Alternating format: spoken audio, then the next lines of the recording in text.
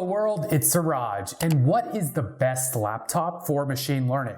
It's a popular question I get asked, and in this video, I'm going to talk about the best laptop, desktop, and DIY system for machine learning, as well as the best cloud options.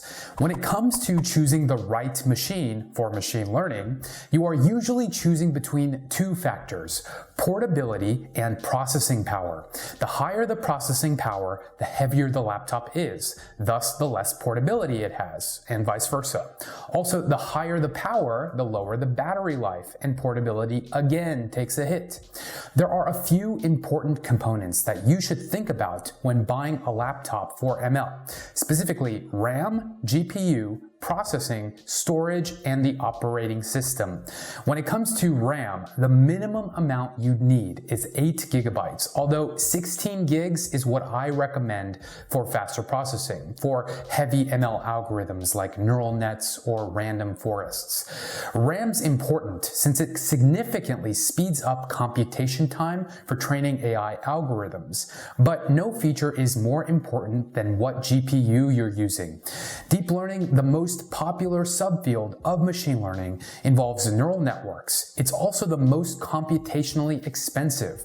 It requires calculating massive amounts of matrix operations to train, and GPUs enable highly parallelized matrix operations which speed up the process. With no GPU, training a model could take months, whereas with the right one, it could take an hour. It allows you to quickly iterate over different versions of your neural network and speeds up the entire research and development pipeline by orders of magnitude. Making the right choice here is critical. NVIDIA brought desktop class graphics to laptops with the GeForce 10 series. Picking from one of these that are in your price range are the best GPUs to get for a laptop. Most deep learning libraries like TensorFlow and PyTorch use the CUDA processor, which compiles only on NVIDIA cards. AMD, looks like you missed the boat, buddy. If you want to use a machine powered by an AMD or Intel HD GPU, you should be prepared to write some low-level code in OpenCL.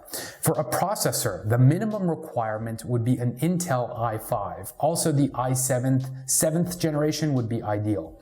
For storage, you should have 1 terabyte minimum of hard disk space, since datasets seem to be getting bigger day by day.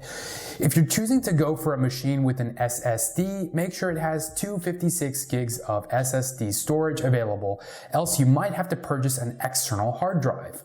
Lastly, for an operating system, you'll want to go with Linux, although both Mac and Windows can run Linux as either a virtual machine or on startup using software like Boot Camp or Parallels. So, when it comes to the best laptop to get, at the highest end, a startup called Lambda Labs wins here with their TensorBook laptop. They're using an NVIDIA GTX 1070 GPU and Intel i7 processor. Their Max version looks truly remarkable, and they've also taken the time to pre-install a bunch of popular machine learning libraries like TensorFlow and PyTorch. That includes all the relevant CUDA libraries and NVIDIA GPU drivers, as well as developer tools like Vim, Emacs, and Tmux.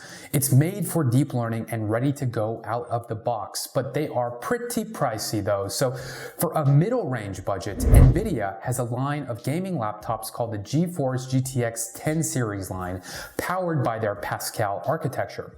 The 10 series dropped the distinction between desktop and mobile cards, so you won't be giving up as much peak performance as in the past by getting a laptop. The MSI is the best of the bunch, packing in some serious computing power into a relatively lightweight laptop, and you can buy it from a bunch of online retailers, including Amazon. Although they're marketing them for gaming, they are very well suited for any kind of machine learning.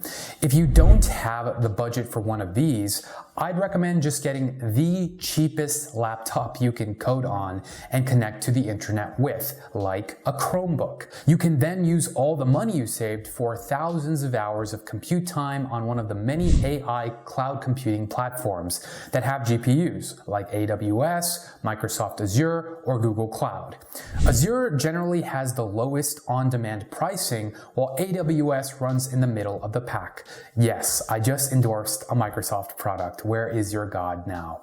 In terms of the easiest service to use, I'd say FloydHub wins. It's a layer on top of AWS, and the learning curve isn't steep at all. You can train models really intuitively.